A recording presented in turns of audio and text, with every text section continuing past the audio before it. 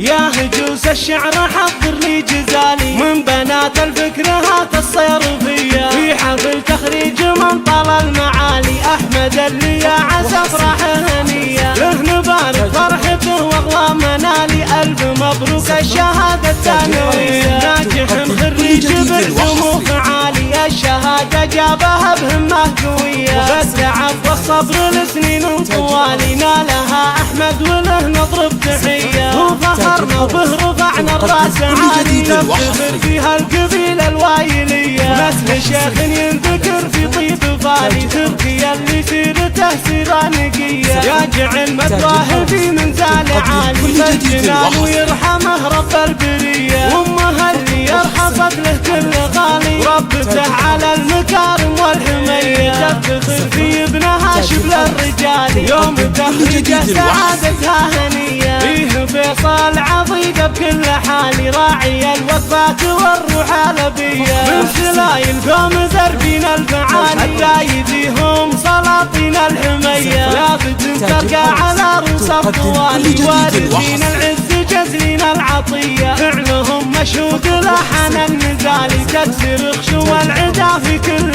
هية والمطوطح والنعم خير الخوالي الرجال اهل الكرم والمسيرية والختم مبروك لك اول وتالي الكفو احمد عسى افراحك هنية يا هجوس الشعر حضر لي جزالي من بنات الفكر هات الصيرفية في حفل تخريج من طال المعالي احمد اللي يا عسى افراحه هنية له نبارك فرحته واغلى منالي الف مبروك الشهادة الثانوية ناجح خريج بعزومه فعالي الشهادة جابها بهمة قوية بالتعب والصبر لسنين طوالي نالها احمد وله نضرب تحية وفخرنا وبه رفعنا الراس عالي نفتخر فيها القبيلة الوايلية مثل شيخ ينذكر في طيب بالي تركيا اللي سيرته سيرة نقية يا جعل مذاهبي من زال عالي فالجنان ويرحمه رب البرية وامها اللي يرحصت له كل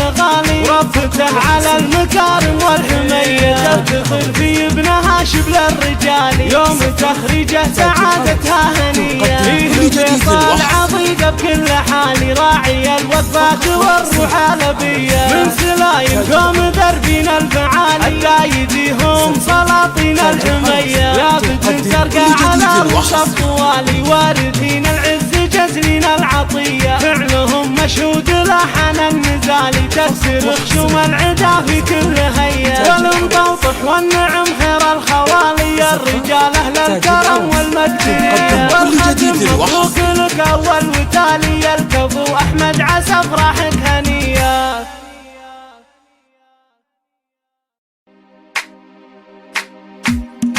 يا هجوس الشعر حضر لي جزالي من بنات الفكر هات الصيرفية